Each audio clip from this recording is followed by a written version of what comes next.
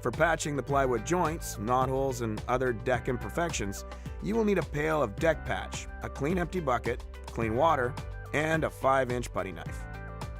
Before patching your plywood, you will need to mix some deck patch in the empty bucket.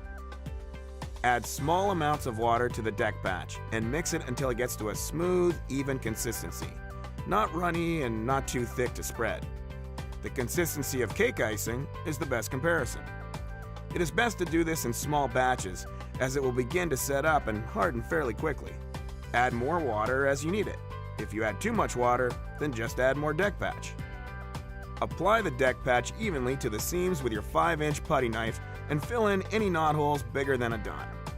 There is no need to apply deck patch to the screw holes, as they're too small to show through the Econodek vinyl. You will need to work fairly quickly, especially if it's a hot day, as the deck patch will harden and become unusable. Mix more deck patch if you need to. Allow the deck patch to fully cure and dry before moving on to the next step. Depending on the humidity and temperature, this will take between 30 to 60 minutes.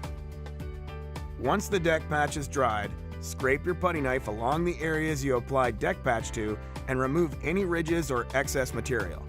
This can also be done by using a hand sanding block, but be careful not to oversand. When you are finished, sweep the deck surface clean once again.